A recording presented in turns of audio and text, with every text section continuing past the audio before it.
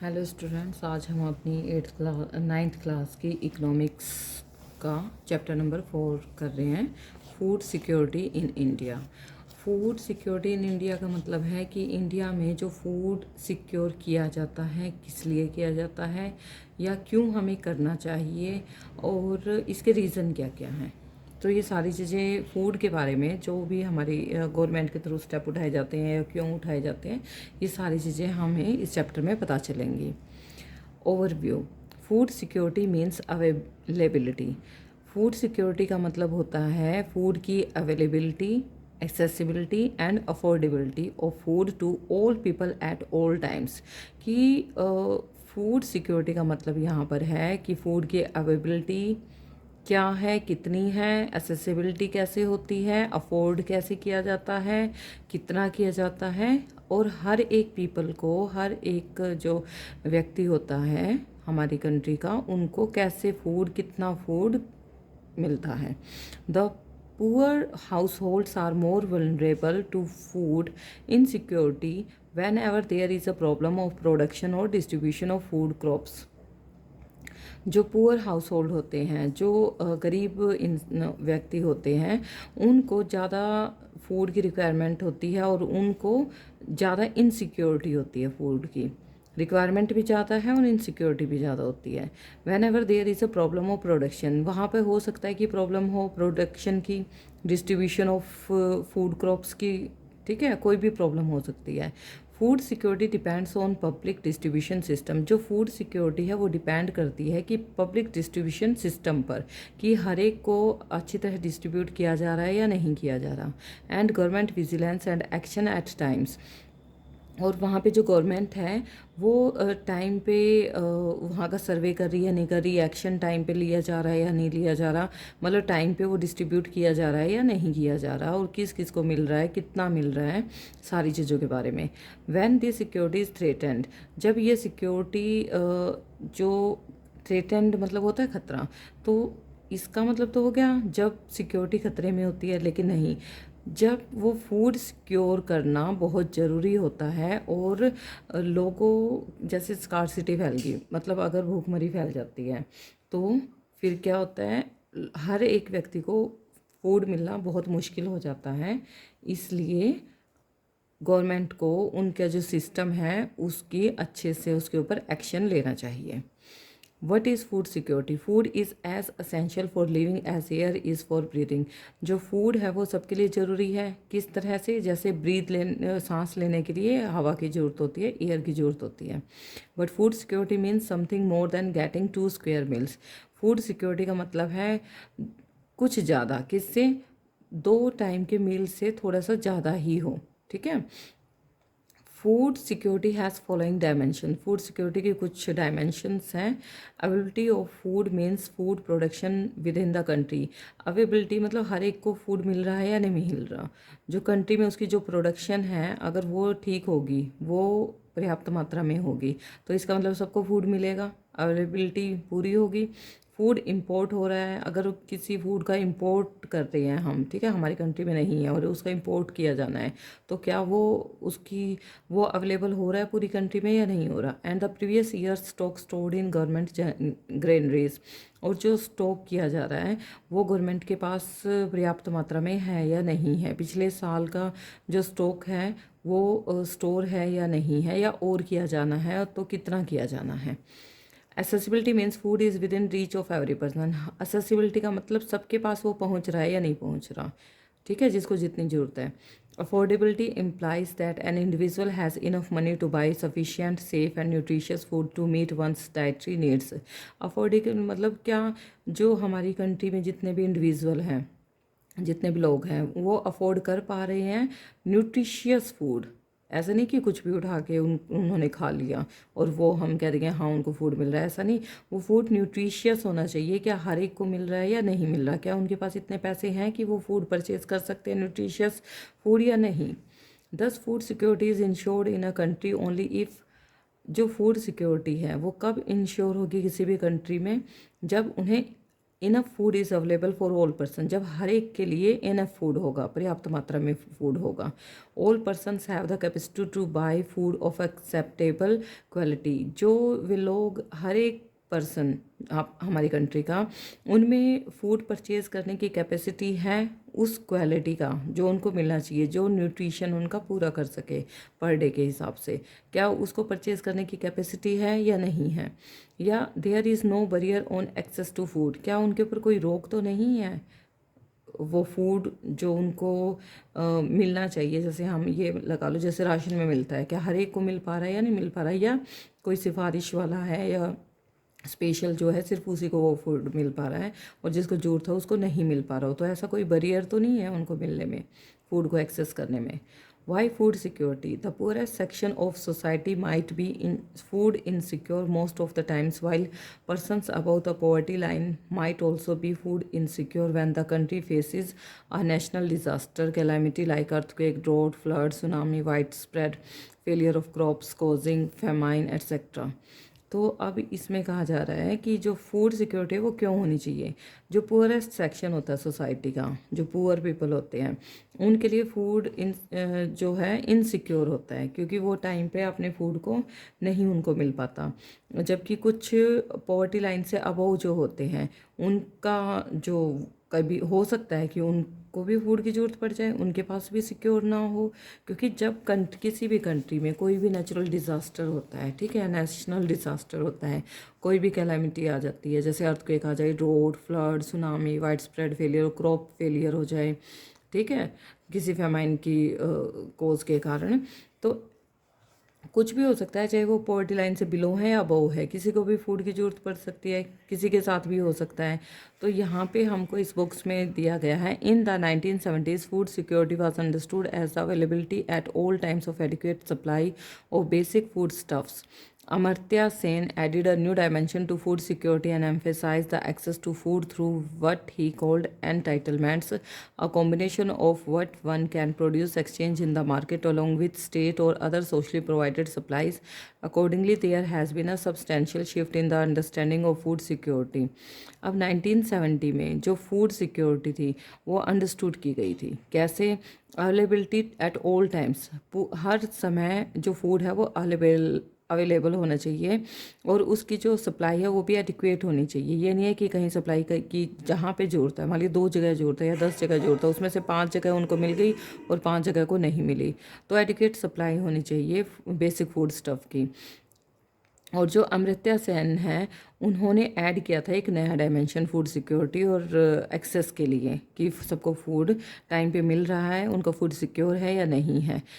उसको नाम दिया गया entitlements, a combination of what can produce, किस चीज़ का, एक तो प्रोड्यूस कर सकता है या एक्सचेंज कर सकता है मार्केट में, एक स्टेट से दूसरी स्टेट में, ठीक है। Accordingly there has been a substantial shift home in the understanding of food security, मतलब फूड सिक्योरिटी में जो एक्सचेंज हो वो भी होना चाहिए। एक स्टेट में अगर फूड ज़्यादा है, दूसरी स्टेट में फूड कम है, तो वो एक्सचेंज भी किया जा सके, कि वहाँ पे एक स्टेट में एक चीज़ ज़्यादा है, दूसरे स्टेट में फूड की जो मात्रा है पर्याप्त मात्रा में है, ज़्यादा ही है, तो वहाँ से फूड जो है वहाँ एक्सपोर्ट कर दिया जाए, और वहाँ से जो चीज़ ज़्यादा है वो दूसरी स्टेट में एक्सपोर्ट कर दिया जाए। तो इम्पोर्ट एक्सपोर्ट हो जाना चाहिए। The 1995 World Food Summit declared food security at the individual, household, regional, national and global levels.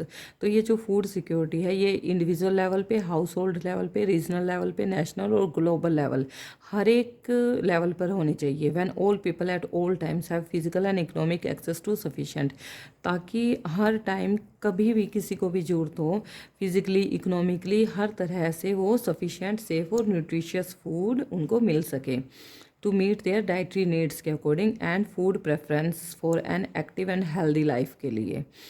FAO 1996 P3 the declaration further recognise that poverty eradication is essential to improve access to food. ये declaration जो है ये recognise की गई कि poverty eradication is essential, जो poverty है वो किस तरह से किस तरह से ज़रूरी है पॉवर्टी को हटाना, ठीक है, पॉवर्टी को कम करना या उसको बिल्कुल हटा देना। Improve access to food, food अगर उनको पर्याप्त मात्रा में मिल रहा है, न्यूट्रिशियस फूड मिल रहा है, तो जैसे ऐसे कहते हैं अच्छा खाओगे, अच्छी सोच रखोगे तो अच्छा ही करोगे। तो यहाँ से वो जो डेक्लेरेशन है वो पूरी फुलफ़िल हो रही है। तो यहाँ तक हमने कर लिया था कि कहीं भी किसी भी कंट्री में अगर नेचुरल डिज़ास्टर कोई भी आता है तो उसके लिए हर कंट्री के पास अपना सफिशिएंट फूड होना चाहिए, फूड सिक्योरिटी होनी चाहिए। How is food security affected during a calamity, अगर किसी नेशन में फूड की कोई भी कैलामिटी आती है तो फूड सिक्योरिटी कैसे की जाती है, कैसे अफेक्ट होती है। Due to a natural calamity से drought total production of food grains decreases. जैसे अगर नेचुरल कैलेमिटी की बात करेंगे, ड्रॉट की, अगर कहीं सूखा पड़ जाता है तो फूड ग्रेन की प्रोडक्शन जो है वो डिक्रीज होगी। It creates a shortage of food in the affected areas, इससे अफेक्टेड एरिया में फूड की शॉर्टेज हो जाएगी। Due to shortage of food the prices goes up, और फूड की शॉर्टेज होने की वजह से वहाँ पे फूड के जो प्राइस हैं, ग्रेन्स के प्राइस हैं, वो ऊपर चले जाएंगे। At the high prices some people can not afford to buy food, और वो प्राइस हाई होने की वजह से जो पुअर पीपल हैं वो उस फूड को परचेज कर नहीं पाएंगे। If such calamity happens in a very wide spread area और is test over a long time period, अगर यही कैलामिटी बहुत ज़्यादा एरिया में हो जाएगी और काफ़ी लंबे टाइम तक हो जाएगी, it may cause a situation of starvation, तो वहाँ पर भूखमरी की सिचुएशन क्रिएट हो जाएगी। Massive starvation might take a turn of famine, और उस टाइम पे ये जो भूखमरी है ये काफ़ी ज़्यादा हो जाएगी और ये एक फेमाइन में चेंज हो जाएगी। फेमाइन क्या होता है? A famine is characterised by wide spread death start हो जाएंगी, भूखमरी की वजह से डेथ स्टार्ट हो जाएंगी, उसको फेमाइन कहेंगे। ड्यू टू स्टारवेशन की वजह से एंड एपिडेमिक्स, या एपिडेमिक्स की किसी भी, जैसे अभी कोरोना आया था, एपिडेमिक की वजह से हो सकती है। Caused by forced use of contaminated water, वो जो एपिडेमिक है वो किसी वाटर की वजह से, कि इकट्ठा करके रखा गया है पानी, या फूड की कमी हो गई है, ख़राब हो गया है, तो उस वजह से डेथ होनी स्टार्ट हो जाती हैं। इस वजह से loss of body resistance due to weakening from starvation, या स्टारवेशन भूखमरी में जो वीकनेस आ जाती है उसकी वजह से भी ये एपिडेमिक हो सकती हैं। तो हर सिचुएशन में ये सारे फेमाइन हो जाएंगे। जब डेथ होनी स्टार्ट हो जाती है किसी भी वजह से, किसी भी स्टारवेशन की वजह से, एपिडेमिक की वजह से, तो उसको फेमाइन बोलते हैं। The most devastating famine that occurred in India was the famine of Bengal in 1943. सबसे ज़्यादा जो devastating famine थी वो इंडिया में हुई थी, फेमाइन ऑफ बंगाल इन 1943 में हुई थी, जिसको फेमाइन ऑफ बंगाल बोला जाता है। This famine killed 30 lakh people in the province of Bengal में 30 लाख पीपल की डेथ हो गई थी। Do you know who were affected most by the famine, कौन अफेक्ट होते हैं? The agriculture labourers, fishermen, transport worker and other casual labourers were affected the most by dramatically increasing price of rice, क्योंकि बहुत ज़्यादा rice के जो price हैं increase हो गए थे, इस वजह से वहाँ पे इन सब की जो डेथ है वो हो गई थी, ये फेमाइन का शिकार हुए थे। They were ones who died in this famine, ये सबसे ज़्यादा थे जिनकी फेमाइन की वजह से डेथ हुई थी। तो ये उनकी टेबल है, ये पूरा रेशियो दे रखा है।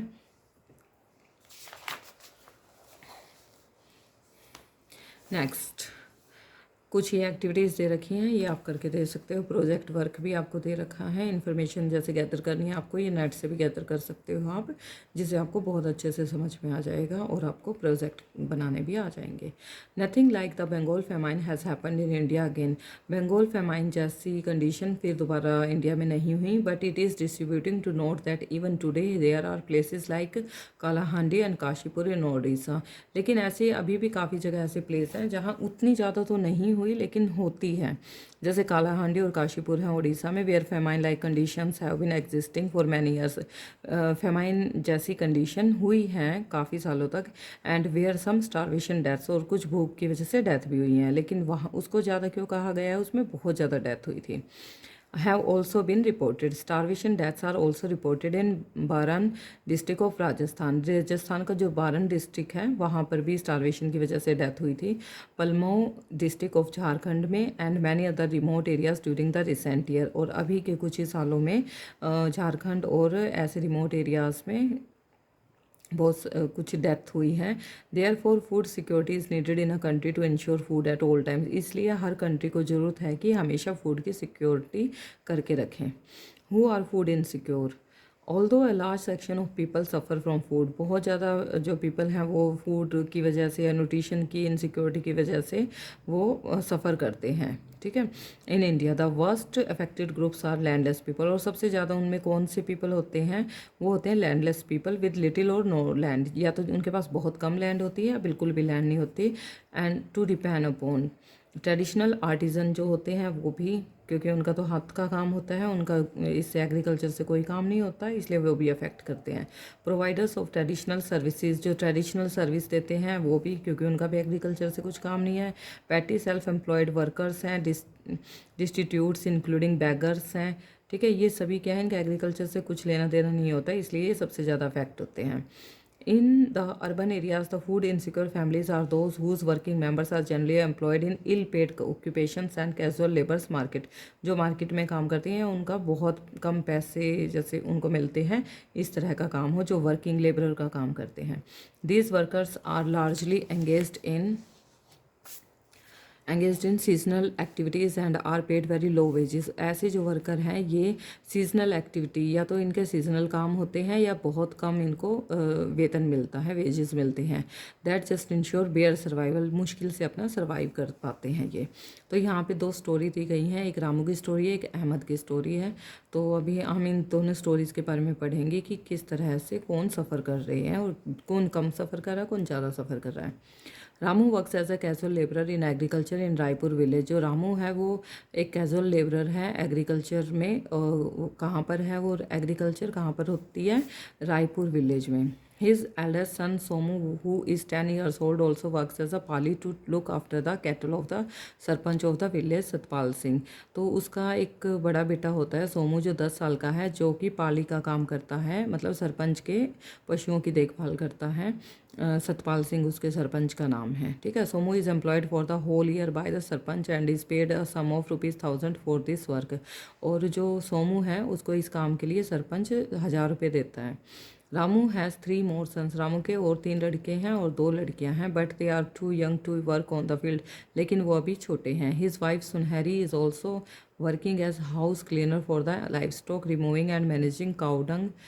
तो उसकी जो वाइफ है सुनहरी, वो भी पार्ट टाइम काम करती है हाउस क्लीनिंग वगैरह का, और कुछ लाइफ स्टॉक रिमूविंग और मैनेज करती है काउडंग वगैरह को।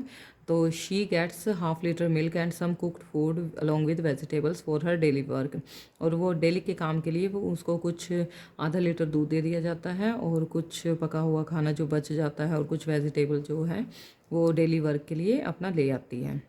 डेली वर्क का काम करके डेली की डेली उसको ये चीज़ें मिल जाती हैं, जिससे उसको थोड़ा खाने पीने का थोड़ा बहुत गुजारा हो जाता है। Beside she also works in the field along with her husband in the busy season and supplements her his earnings. अब जब काफ़ी ज़्यादा टाइम होता है हार्वेस्टिंग का या सोइंग वगैरह का, तो उस टाइम जब बिजी सीज़न होता है तो वो अपने हस्बैंड के साथ भी काम करती है और उसकी अर्निंग में हेल्प करती है। Agriculture being a seasonal activity employs Ramu only during times of sowing, जो एग्रीकल्चर का काम है वो एक सीजनल एक्टिविटी है, और रामू जब ये काम करता है रामू को जो ये काम है वो सोइंग, ट्रांसप्लांटिंग और हार्वेस्टिंग के टाइम पे ज़्यादा काम होता है।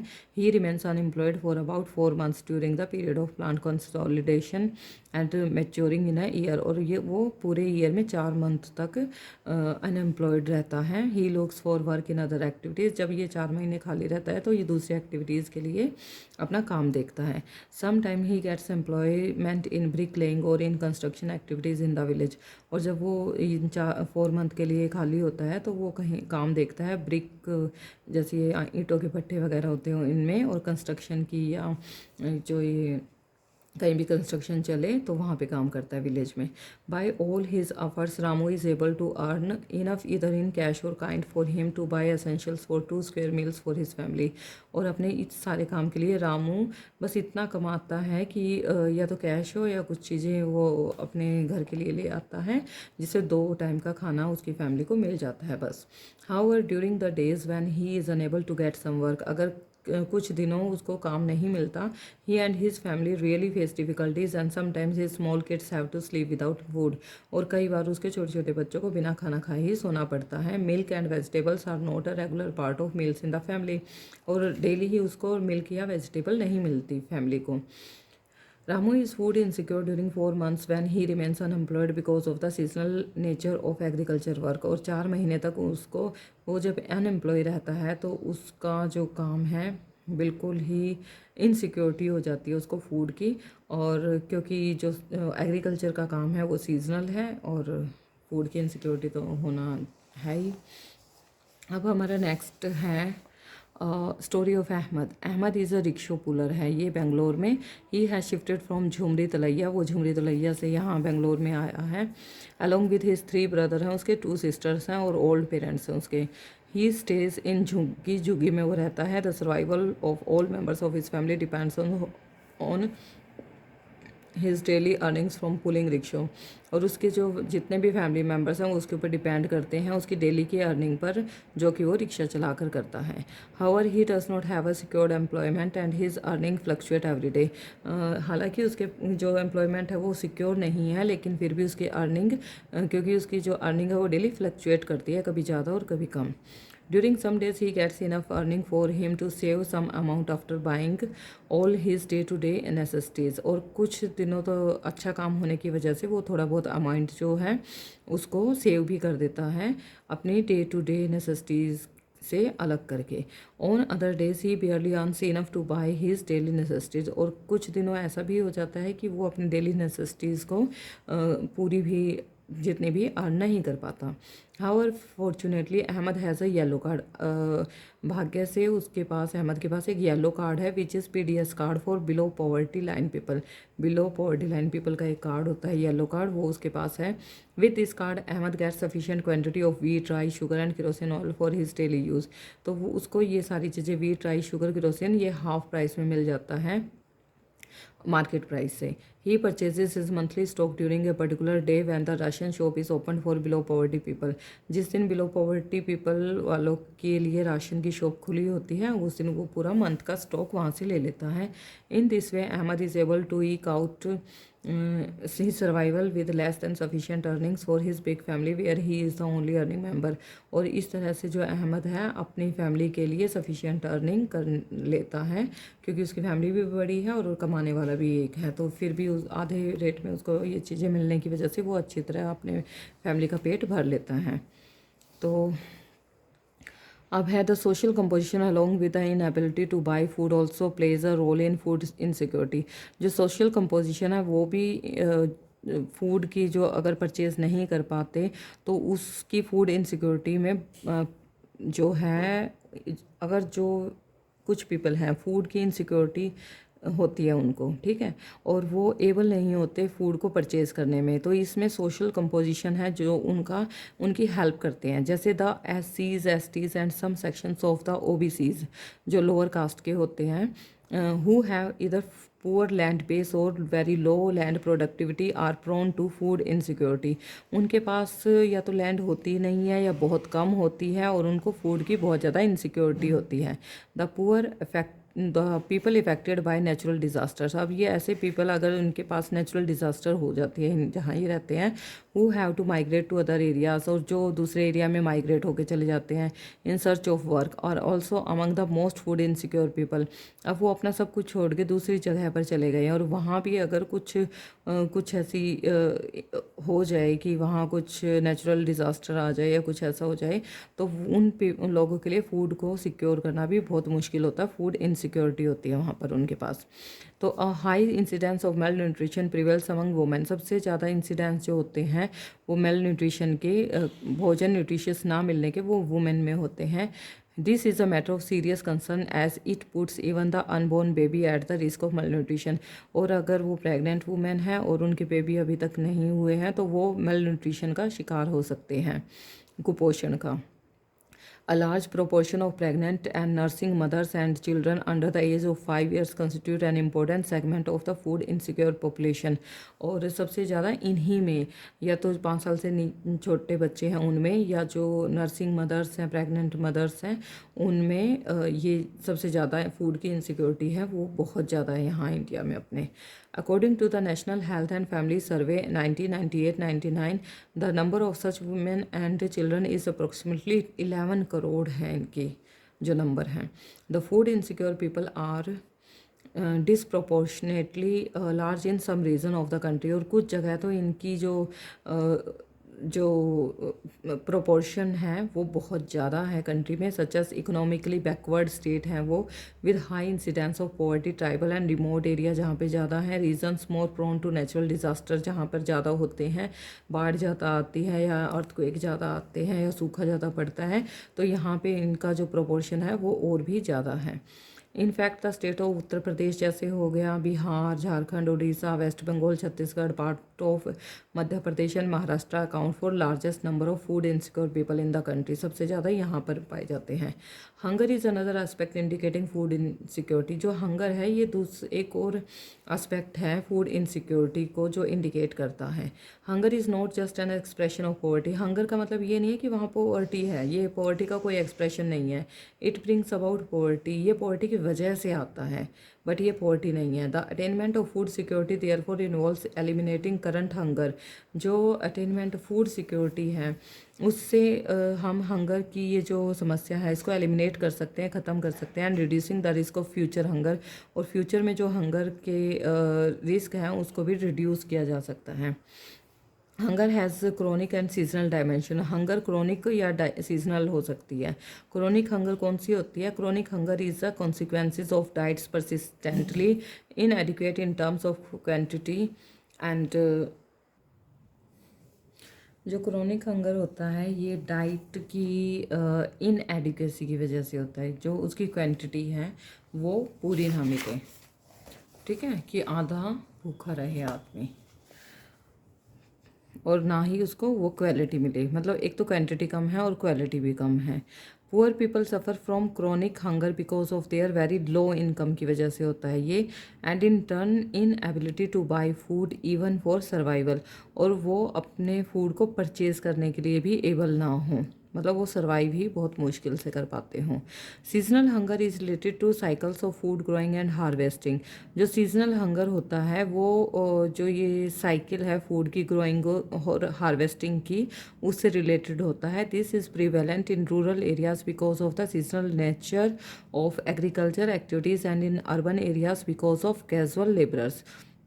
अभी इसमें जो रूरल एरियाज़ में रहते हैं वो सीजनल नेचर जो है एग्रीकल्चर एक्टिविटीज़ का, मतलब जिस टाइम पे वो देखो बीज बोएंगे तो उस टाइम पे तो उनको कहाँ से मिलेगा खाना, ठीक है, या फिर मान लो उन्होंने परचेज़ भी कर लिया काम करके, लेकिन बीज का जो टाइम होता है फसल के पकने तक का, वो टाइम उनके लिए बिल्कुल खाली टाइम होता है, और वो उस टाइम ना तो उनके पास पैसे होते हैं ना ही खाना होता है। In urban areas because of casual labourers, example there is less work होता है फॉर कैजुअल कंस्ट्रक्शन लेबरर्स के लिए ड्यूरिंग द रेनी सीजन के टाइम पे। अब ये तो जो बीच का टाइम हो गया वहाँ पे, और जब यहाँ पे रेनी सीजन होता है कंस्ट्रक्शन वालों के लिए, जो लेबरर्स होते हैं उनके लिए वो वाला टाइम, तो ये उस टाइम पे ये सीजनल हंगर में काउंट होगा। This type of hunger exist when a person is unable to get work for the entire year, तो वो हो गया seasonal hunger. The percentage of seasonal as well as chronic hunger has declined in India as shown in the above table। अब जो है decline होती जा रही है। India is aiming at self sufficiency in food grain since independence. अब ज़्यादा self sufficient होने लगे हैं। After independence Indian policy makers adopted all measures to achieve self sufficiency in food grains. Sufficient food को कोशिश कर रहे हैं कि उसको अच्छे से सबको दिया जाए। India adopted a new strategy in agriculture which resulted in green revolution का नाम लिया गया है, जो है उसकी वजह से, इस नई स्ट्रेटजी की वजह से एग्रीकल्चर में जो ये नई स्ट्रेटजी आई है उसको अडोप्ट किया है इंडिया ने, specially in the production of wheat और राइस के लिए। Indira Gandhi the then Prime Minister of India officially recorded the impressive strides of Green Revolution in agriculture by releasing a special stamp entitled Wheat Revolution in July 68 में। जो ये इंदिरा गांधी थी, इन्होंने एक बहुत अच्छा ग्रीन रेवोल्यूशन में इम्प्रेसिव स्ट्राइड दिया है एग्रीकल्चर में, जिसमें कि जो व्हीट रेवोल्यूशन है जुलाई 1968 में इन्होंने रिलीज़ किया था। The success of wheat was later replicated in rice. अब जो व्हीट है उसके बाद जो राइस है उसको उगाओ, ठीक है। The increase in food grains was however disproportionate. The highest rate of growth was achieved in Uttar Pradesh and Madhya Pradesh, which was 44.01 and 30.21 million tons in 2015 and 16. The total food grains production was 252.22 million tons in 2015 and 16. तो ये increase हुई है इस time पे इस green revolution को अपना के, जो वीट के बाद जो राइस उगाने की है। इस वजह से Uttar Pradesh and Madhya Pradesh recorded a significant production in field of wheat which was 26.87 and 17.69 million tons in 2015-16 respectively. Uttar Pradesh और मध्य प्रदेश में भी प्रोडक्शन जो है व्हीट की वो ज़्यादा बड़ी है। West Bengal and UP on the other hand recorded significant production of rice 15.75 and 12.51 million tons in 2015-16 respectively. West Bengal और यूपी में भी जो राइस की प्रोडक्शन है वो काफ़ी इंक्रीज हुई है।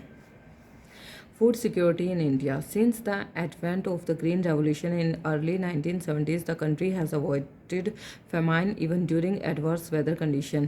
अब जो ग्रीन रेवोल्यूशन की वजह से जो famine की कंडीशन है वो भी अवॉइड हुई है। India has become self-sufficient in food grains during the last 30 years because of a variety of crops grown all over the country.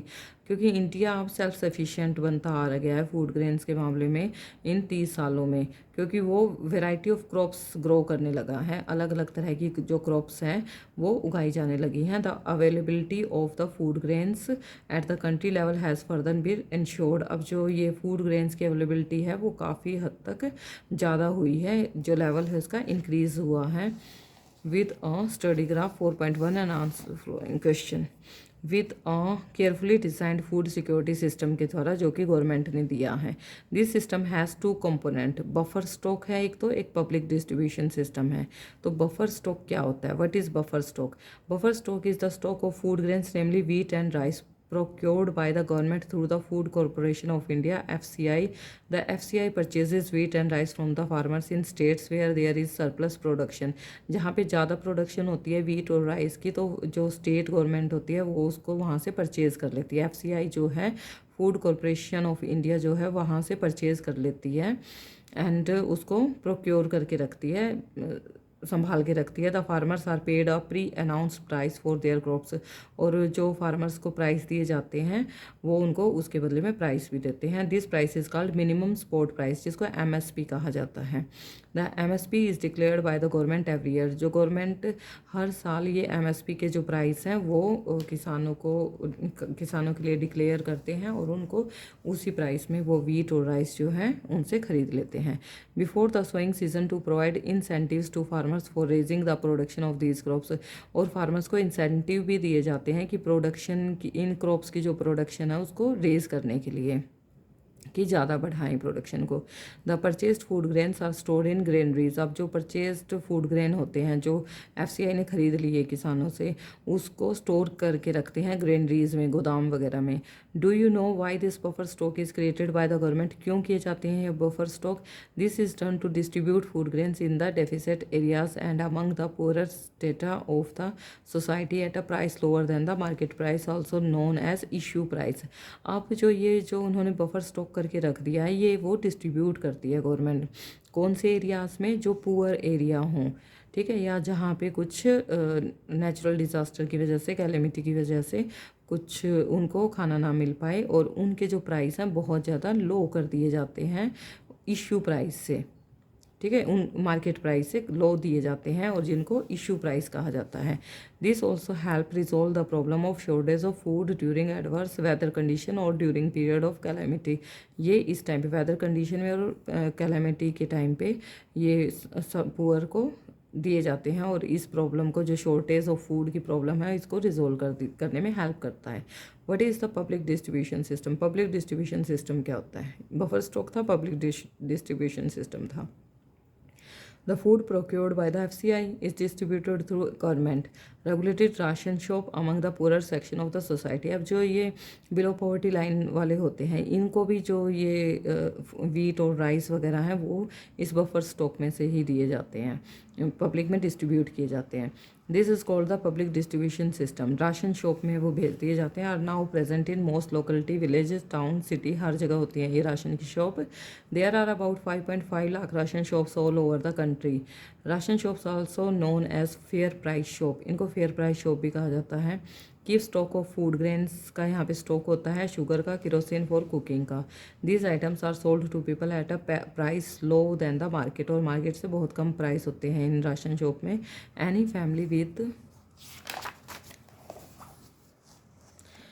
Family with a ration card can buy a stipulated amount of these items. जिनके पास ये ration card होता है yellow वाला, वो वहाँ से इन items को परचेज़ कर सकते हैं.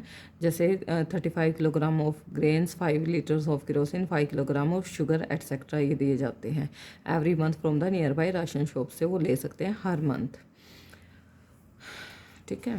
अब नेक्स्ट है हमारा the introduction of rationing in India dates back to 1940s against the backdrop of the Bengal famine. अब जो राशनिंग है इंडिया में ये 1940 के जो बंगाल में फेमाइन हुआ था उसकी लिए मतलब उसको ध्यान में रखते हुए इसको इंट्रोड्यूस किया गया है इंडिया में. The rationing system was revived in the wake of an acute food shortage during the 1960.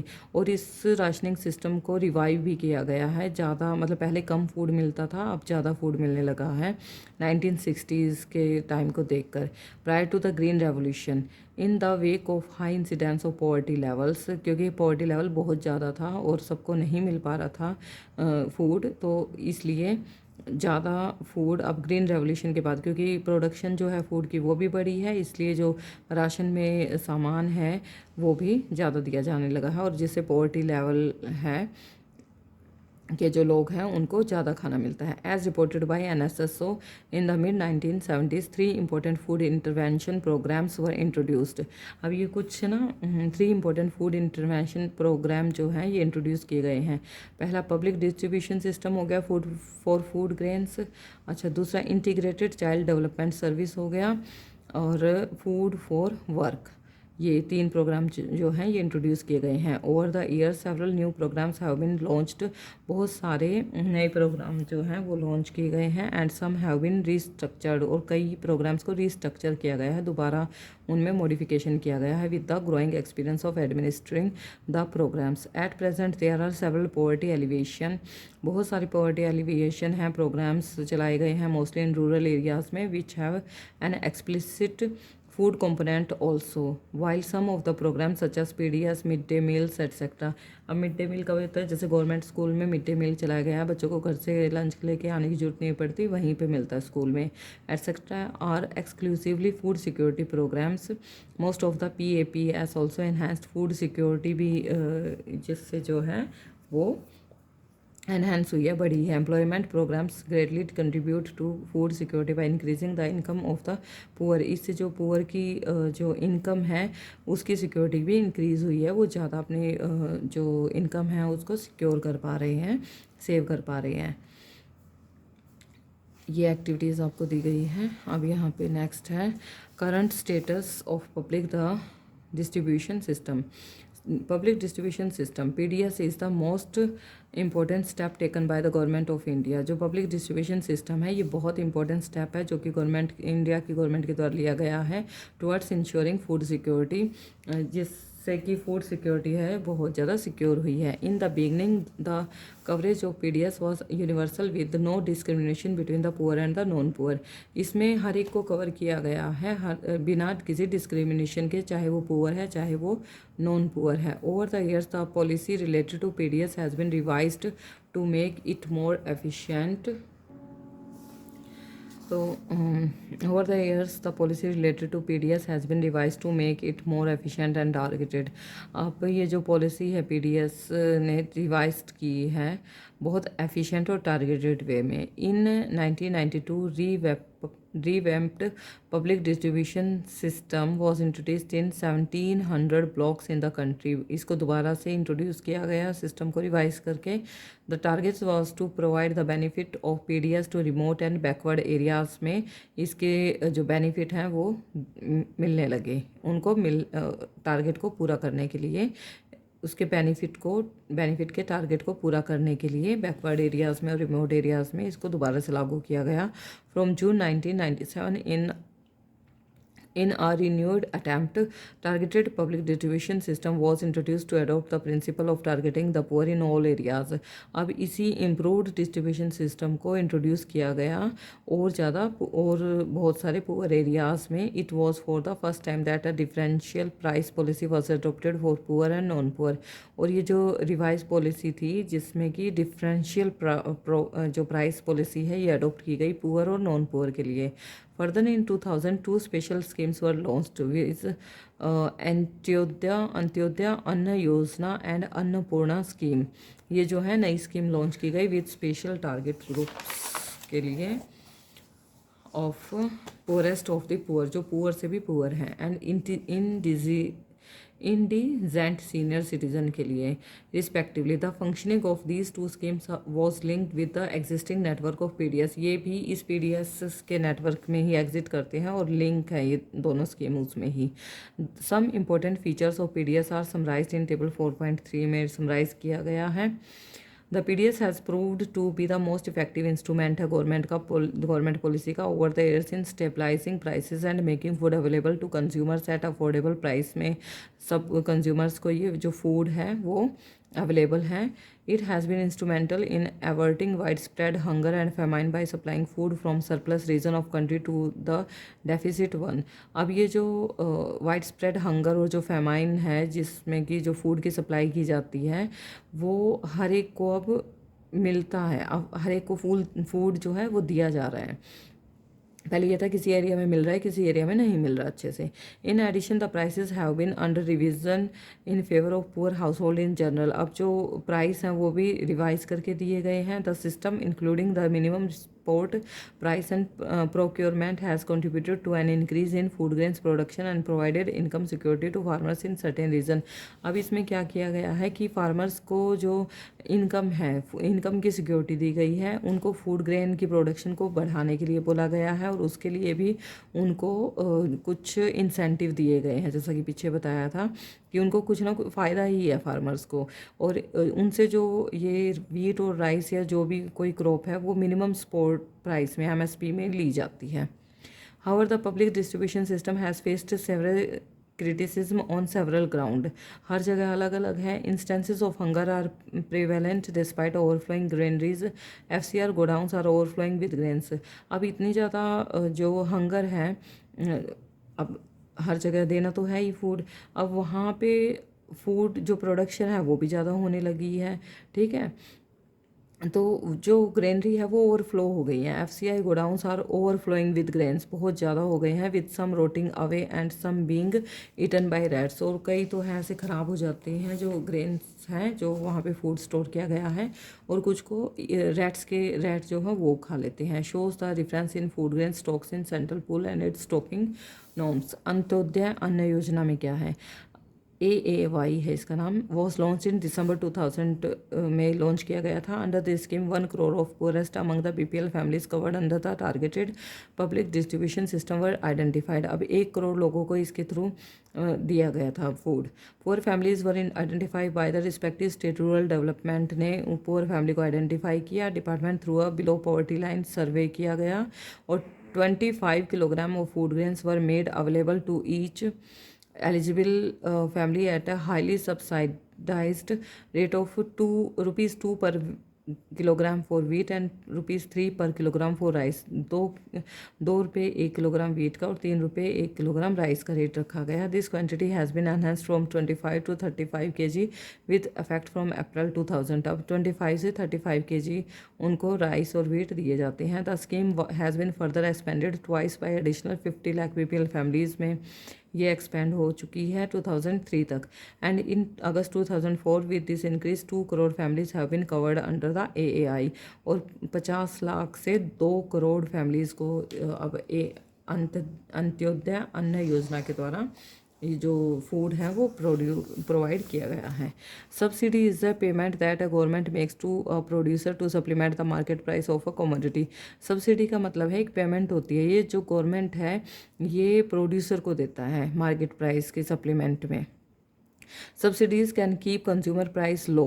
अब जो सब्सिडीज़ हैं ये कंज्यूमर के प्राइस को लो रखती है while maintaining a higher income for domestic producer. और जो डोमेस्टिक प्रोड्यूसर हैं उनकी इनकम इससे ज़्यादा होती है। ठीक है। In 2014 the stock of wheat and rice with FCI was 65.3 million ton था।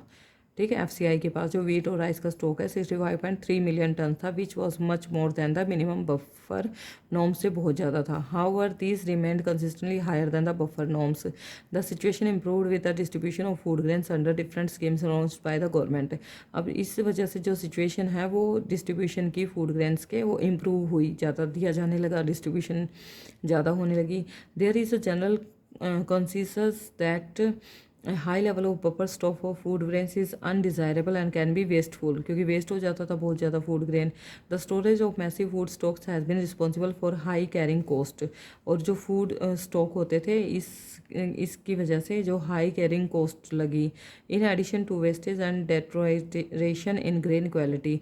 और अगर वेस्टेज होगी तो जो ग्रेन की क्वालिटी है वो भी ख़राब हो जाएगी। Freezing of MSP for a few year should be considered seriously. और जो MSP को फ्रीज़ करने की है वो कुछ सालों के लिए बिल्कुल सीरियसली ली गई। The increase food grains procurement at enhanced MSP is the result of pressure exerted by leading food grains producing state such as Punjab, Haryana and Andhra Pradesh में। अब जो फूड ग्रेन्स है इनको इंक्रीज़ करने पे ध्यान दिया जाने लगा। इन स्टेट्स में बहुत ज़्यादा फूड की जो फूड ग्रेन की प्रोड्यूशन है बहुत ज़्यादा बढ़ गई। मोर ओवर ऐसा procurement is concentrated in a few prosperous regions Punjab, Haryana, western Uttar Pradesh, Andhra Pradesh and to the West Bengal, and mainly of two crops, wheat and rice. Increase in MSP has induced farmers, particularly in surplus states, to divert land from production of coarse grains, which is the staple food of the poor, to production of rice and wheat. अब इनके पास वो rice और wheat की production बहुत ज़्यादा है, इसलिए इनको MSP यहाँ पर फार्मर्स को इंट्रोड्यूस की गई कि आप MSP में हम आपसे ये जो राइस और वीट है ये लेंगे। The intensive utilization of water in the cultivation of tree has also led to environmental degradation. क्योंकि अगर वहाँ इतनी ज़्यादा प्रोडक्शन होने लगी तो एनवायरमेंटल डिग्रेडेशन जो, क्योंकि वाटर की ज़्यादा ज़रूरत होगी तो जो एनवायरमेंटल डिग्रेडेशन होगा, ज़्यादा पानी fall in the water level कम होता जा रहा है, threatening the sustainability of the agriculture development in this state. अब जो एग्रीकल्चर है, क्योंकि यहीं पर ज़्यादा एग्रीकल्चर होता है और यहीं पर पानी कम हो जाएगा तो फिर एग्रीकल्चर बिल्कुल ख़त्म हो जाएगा पूरे कंट्री में।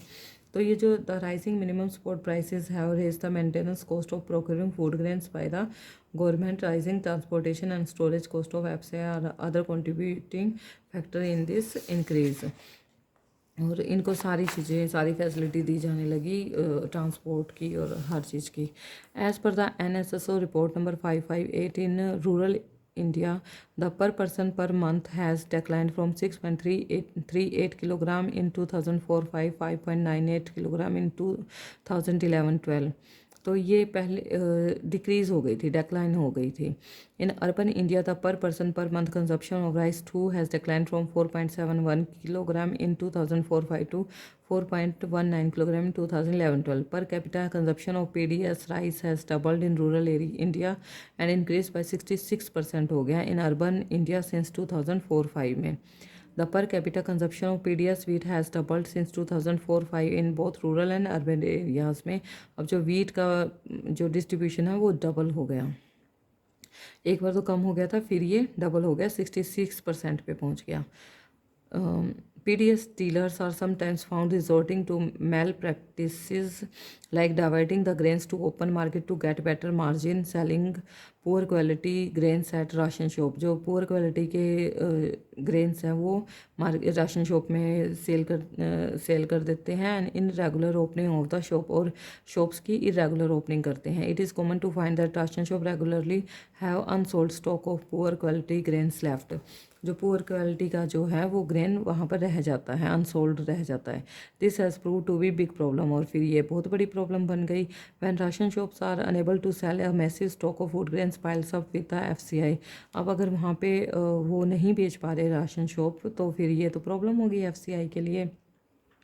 In recent years, there is another factor that has led to the decline of PDS. Earlier, every family, poor and non-poor, had a ration card with a fixed quota of items. अब जो पहले poor family थी और non poor family थी, उनके पास ration card होता था और उनको फिक्स कोटा मिलता था हर आइटम का, such as rice, wheat, sugar etcetera का। This were sold at the same low price to every family. वही कम रेट में दिया जाता था उनको।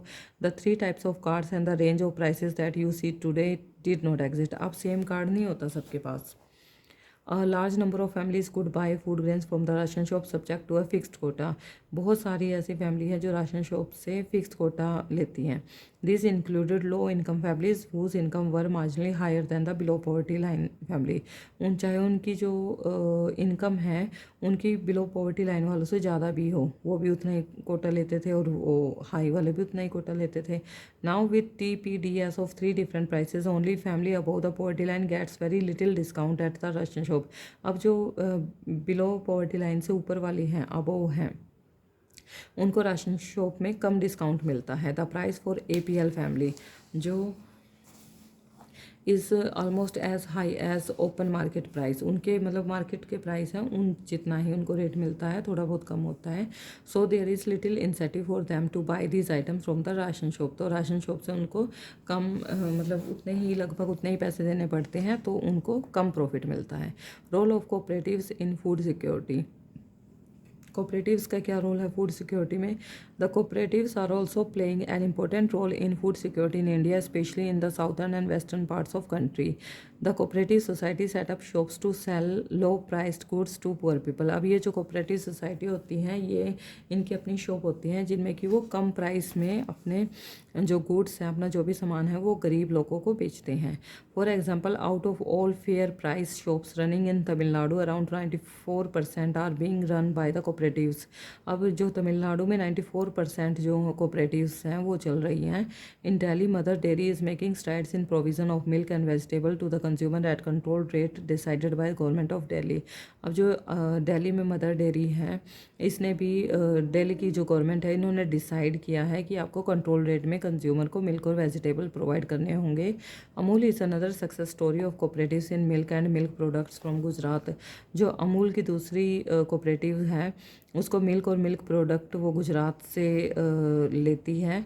It has brought about the white revolution in the country, जिसकी वजह से वाइट रेवोल्यूशन आया है कंट्री में।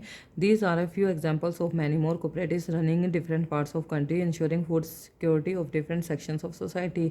और वो बहुत कम मार्जिन रखती है अमूल वाली जो कोऑपरेटिव है, और सबको इसकी वजह से हर जगह जो मिल्क है या मिल्क प्रोडक्ट हैं वो मिल पा रही हैं। Similarly in Maharashtra, academy of development science has facilitated network of NGOs for setting up grains banks in different reason.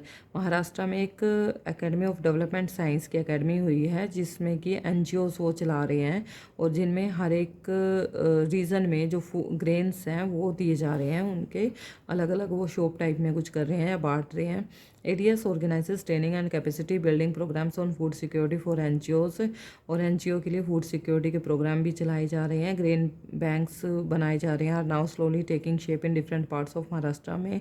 ADS afford to set up grain banks to facilitate replication through other NGOs and to influence the government's policy on food security, are thus paying rich in dividends. और अब बहुत ज़्यादा NGOs हैं इन चीज़ों में, जो grains के setup है उनको उनमें एफर्ट लगा रहे हैं अपना, ताकि हर एक को फूड मिल सके, फूड सिक्योरिटी हो सके। The ADS grain bank program is acknowledged as a successful and innovative food security intervention हुई है।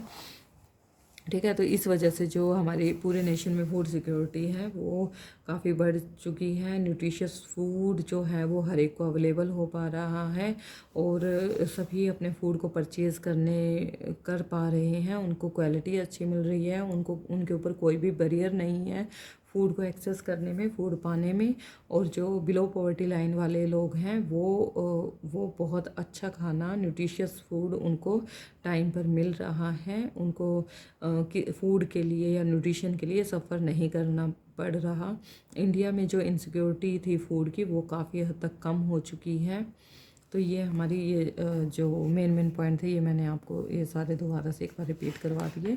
तो मेरे ख्याल से आपको सबको अच्छे से समझ में आ गया होगा ये chapter food security in India. कल हमें इसके जो क्वेश्चन आंसर हैं वो हम करेंगे। अगर स्टूडेंट्स आपको अच्छे से समझ में आ रहा है तो कमेंट्स में भी लिखना और please like share and subscribe my channel. Thank you.